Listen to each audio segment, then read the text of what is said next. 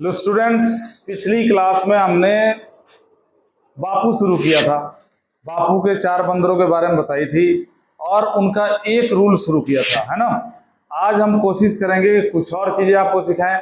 और फिर से मैं रिमाइंड कर दूं आपके दिमाग में कि बापू के जो 4 बंदर हैं, उन 4 बंदरों की 4 बातें जब तुम चारों सुन लोगे तो ये समझ लो कि चेन रूल तुम्हारे पकड़ में आ गया।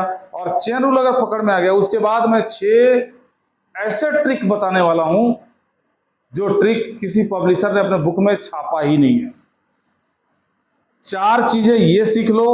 Basic concept, implicit, exponential, inverse functions का मैं पढ़ा दूंगा और 6 ट्रिक पढ़ा दूंगा। आप जेईई मेंस लेवल के जो डिफरेंशिएशन के क्वेश्चंस हैं उनकी धज्जियां उड़ा दोगे आराम से। लेकिन थोड़ा ध्यान से देखना पड़ेगा। अभी मैं बिल्कुल बेसिक से लेके चल रहा हूं क्योंकि चेन रूल सबसे इंपॉर्टेंट है और इसको सीखना सबसे जरूरी है। तो बापू के बारे में जो बताया था, कुछ चीजें कुछ बच्चों को क्लियर नहीं हो पाई थी। उन्होंने कमेंट किया था कि सर एक बार और क्लियर कर दो। मैंने ये बताया था कि B टेंस टू होता है bracket, A tends to angle, P tends to power और U tends to under root.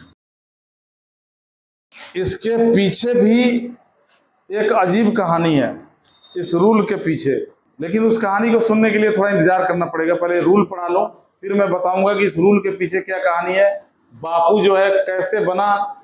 तो ब्रैकेट का रूल हमने आपके साथ डिस्कस कर लिया था। आज हम एंगल का रूल डिस्कस कर रहे हैं।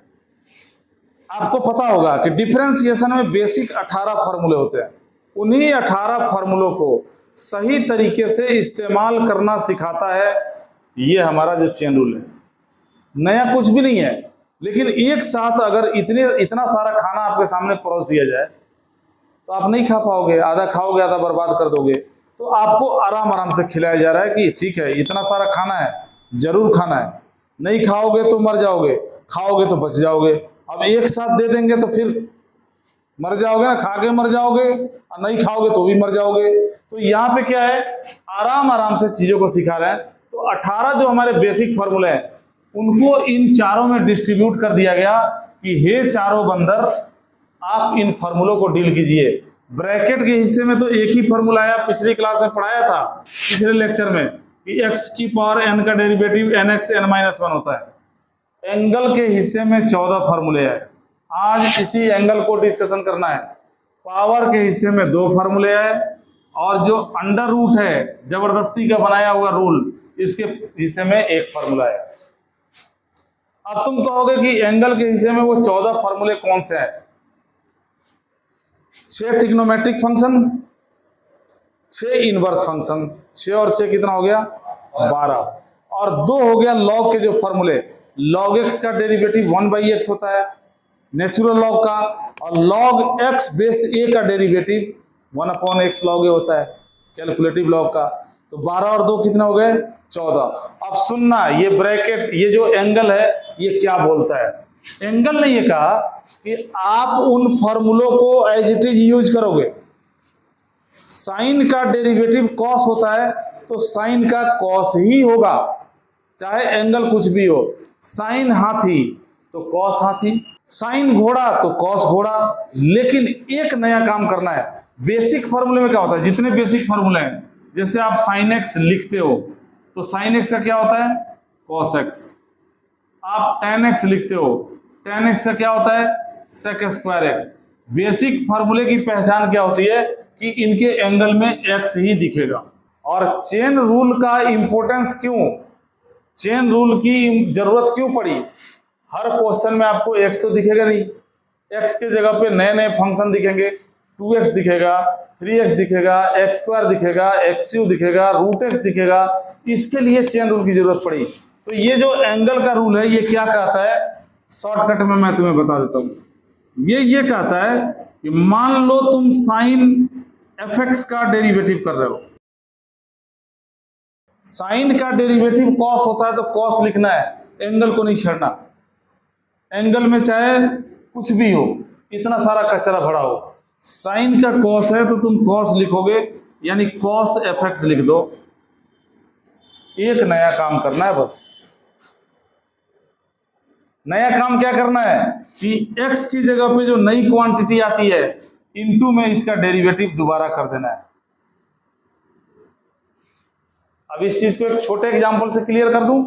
जैसे मान लो आपको डेरिवेटिव करना है साइन 4x² का, तो साइन का डेरिवेटिव क्या होता है? कॉस। एकदम सही, संदीप का आंसर सही है। तो आप कॉस लिखो, इसको मत देखो, जितना है उतना लिख दो।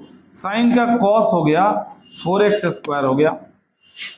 लेकिन इनटू वाली बात मत भूल जाना, ये मैं नए स्टाइल से सिखा रहा हूं आप लोगों को चेन रूल।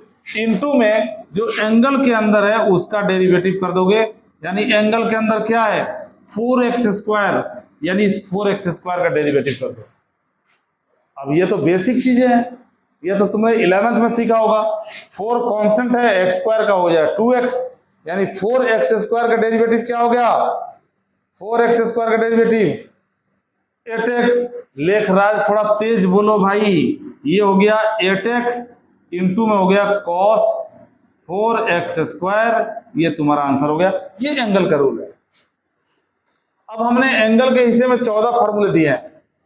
6 तो ट्रिग्नोमेट्री वाले ऐसे ही होंगे, साइन का cos, tan का sec², cot का -cos sec²। जो फॉर्मूला लगता है एज इट इज लगा दो। जैसे मान लो, समझना जरूरी है, ध्यान दो यहाँ पे। जहां दिक्कत हो बताओगे, दोबारा रिपीट करूंगा इसको। जैसे डिफरेंशिएट करना है sec√x का, हमारी एनसीईआरटी में क्या है 5.2 उठाओ, 5.4 उठाओ, 5.5 उठाओ। छोटे छोटे क्वेश्चन है चेन रूल। इतना से थोड़े ना काम चलेगा, हमें चेन रूल पूरा विस्तृत सीखना पड़ेगा, क्योंकि चेन रूल नहीं तो डिफरेंशिएशन नहीं। आपको चेन रूल नहीं आता मतलब डिफरेंशिएशन नहीं आता। अब बताओ sec x का डेरिवेटिव क्या होता है? sec x tan x। एकदम सही आंसर है। तो ये इस पे ध्यान मत दो, पहले फॉर्मूला लगा दो। sec x, x मतलब जो भी कचरा है यहाँ पे एंगल में, tan x लगा दिया फॉर्मूला। इनटू में, इनटू वाली बात नहीं भूलनी है। इनटू में किसका डेरिवेटिव करोगे? जो इसके एंगल में बैठा हुआ है, यानी √x का डेरिवेटिव कर दोगे इनटू। और √x का डेरिवेटिव मैंने जबरदस्ती एक 19वां फार्मूला बनाया था। 18 तो बेसिक फार्मूले थे ही, 19वां फार्मूला बनाया था कि √x का डेरिवेटिव 1/2 एकदम भास्कर बाबू सही जा रहे हो। तो ये क्या हो जाएगा? ये हो जाएगा sec√x इनटू में tan√x, और √x का डेरिवेटिव हो गया 1/2√x। तो बेटा आज के बाद ध्यान रखना, कोई भी ट्रिग्नोमेट्रिक फंक्शन अगर मिल गया और उसके एंगल में x के रेस्पेक्ट में कर रहे हैं तो हम तो x की बात करेंगे ना। अगर y के रेस्पेक्ट में करते तो y की बात करते। अगर x के अलावा कोई और फंक्शन दिख गया तो ये एक बार जरूर सोचना कि इनटू में क्या है। कोई भी क्वेश्चन डिफरेंशिएशन का करते हो, डिफरेंशिएट करते हो, ये जरूर सोचो कि इनटू में क्या आएगा। तो इनटू में क्या आएगा? जो इसका एंगल है उसका डेरिवेटिव आएगा। यही एंगल का रूल है, इसी को फॉलो करना है। आगे देखो, अब हमने यहाँ पे 14 फॉर्मूले डाले हैं। 6 तो ट्रिग्नोमेट्री के हो गए, 6 इनवर्स वाले भी आएंगे। इनवर्स वाले जैसे मान लो आपको डिफरेंशिएट करना है tan इनवर्स fx का। मैंने पहली क्लास में बोला था कि अगर मेरे साथ चलना है और अगर डिफरेंशिएशन को सिंपल बनाना है, 5वीं क्लास के मैथ्स के बराबर बनाना है, तो फॉर्मूले याद होने चाहिए। फॉर्मूला याद हो तो डिफरेंशिएशन में एक लेक्चर में यानी 1 घंटे में सिखा दूंगा, और जेईई मेंस लेवल का सिखा दूंगा। यहाँ पे क्या है? tan इनवर्स fx है। tan इनवर्स का फॉर्मूला होता है, tan इनवर्स x का होता है 1x², 1/1 + x²। तो ये हमारे लिए x के बराबर है। जब फॉर्मूला लगाते हैं तो एंगल पे ध्यान नहीं देते, तो tan इनवर्स x का क्या हो गया? 1/1 + x² मीन्स fx²। फिर वही बात ध्यान रखनी है, इनटू में जो इसका एंगल है उसका डेरिवेटिव जरूर करोगे, और fx के डेरिवेटिव को क्या लिखते हैं? f'(x). तो जितने इनवर्स के क्वेश्चंस आएंगे इस बेस पे आप आराम से डिफरेंशिएट कर दोगे, और जितने ट्रिग्नोमेट्री वाले क्वेश्चन आएंगे उनको इन बेस पे आराम से डिफरेंशिएट कर दोगे। अब बचे लॉग के 2 फॉर्मूले। लॉग में भी 2 टाइप के लॉग होते हैं सर। कौन से? नेचुरल और कैलकुलेटिव। नेचुरल लॉग का डेरिवेटिव 1/x होता है और कैलकुलेटिव लॉग का 1/x लॉग होता है। अब अगर मान लो कि तुम्हें डिफरेंशिएट करने के लिए मिला लॉग ऑफ fx, अरे भाई ये तो नेचुरल लॉग है क्योंकि इसके बेस में कुछ नहीं है, मतलब e है, तो 1/x होता है। तो इसको मत देखो, यही हमारे लिए x है। हाथी घोड़ा तुम्हारी ससुराल, तुम्हारा मायके, तुम्हारा ममहर, सब ये x ही है। तो log x का 1/x होता है, तो log fx का क्या होगा? 1/fx। मगर बापू जो है, बापू क्या बोलते हैं? बापू का एंगल क्या बोलता है? इनटू में इस एंगल का डेरिवेटिव जरूर करोगे, तो fx का डेरिवेटिव क्या हो जाएगा? f'(x).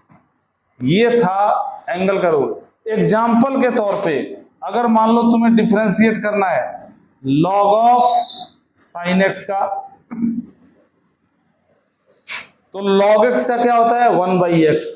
तो इस साइन को मत देखो, एक साथ अगर दो से लड़ने की कोशिश करोगे तो मार खा जाओगे। 10 की लाठी 1 का बोझ। 10 आदमी की जो लाठी है ना, उनको एक जगह बांध दिया जाए ना और तुम्हें कहा जाए उठाओ और 5 किलोमीटर चलो, हालत खराब हो जाएगी। 10 की लाठी 1 का बोझ, एक बार में एक को ही निपटाना है। चेन रूल भी वही बताता है। ह्यूमन का जो सिद्धांत प्रिंसिपल है उसी पे सारा मैथ भी चलता है, लैंग्वेज बदला हुआ है बस, और कुछ नहीं। तो इसने क्या कहा कि लॉग का जो फॉर्मूला है, पहले लॉग का लगाओ ना। अरे पहले इस बुढ़ऊ को मारो ना, उसके बाद इनके बच्चों को मारेंगे। तो लॉग का डेरिवेटिव 1/x होता है, मतलब ये हो गया 1/sin x। हाँ, इंटू वाली बात तो भूलनी नहीं है। इंटू में किसका करोगे? x की जगह पर क्या आ गया? sin x। तो इंटू में जब साइन का डेरिवेटिव करोगे, और साइन का डेरिवेटिव क्या होता है? cos x। ये रहा तुम्हारा आंसर। अब जो थोड़े सिंसियर बच्चे हैं, थोड़ा दिमाग लगाते हैं, वो देखेंगे कि cos/sin cot होता है, तो यहाँ पे क्या लिख देंगे? cot x। मैंने ये गारंटी दिया था कि ध्यान से जो बच्चा बापू के चारों बंदरों की बात सुन ले, उसका चेन रूल क्या, उसका डिफरेंशिएशन क्लियर हो जाएगा। जो चीज लोग महीनों महीनों में करते हैं वो 25 मिनट में कर देगा। आज हमने आपके साथ एंगल का रूल डिस्कशन किया। फ्री माइंड होके आराम से बैठ के अगर आप इसको देखोगे तो एंगल से रिलेटेड सारे क्वेश्चन कर दोगे। अगले लेक्चर में हम आपके सामने लेके आएंगे पावर का रूल, और पावर का रूल आपके साथ डिस्कस करेंगे। पहले आप चारों रूल पढ़िए, फिर हम आपसे बात करेंगे और बताएंगे कि कुछ क्वेश्चंस ऐसे होते हैं जिनमें एक साथ चारों रूल भी लगाना पड़ सकता है। इंतजार करो ना भाई, इसके लिए अगले लेक्चर का इंतजार करो। उसमें पहले पावर लेके आता हूँ, फिर अंडर रूट लेके आऊंगा, फिर बताऊंगा मिक्स्ड क्वेश्चन। उसके बाद आएंगे मेरे यूनिक ट्रिक्स, जो इंडिया के किसी भी राइटर के बुक में आज तक लिखा हुआ नहीं है, और जो मैं 6 ट्रिक बता दूंगा उसे सीबीएसई क्या मेंस के जो क्वेश्चंस हैं उनकी भी धज्जियां उड़ा दोगे आराम से। वॉच करो, सब्सक्राइब करो। कौन सा चैनल है हमारा? Yes, Amazon coach.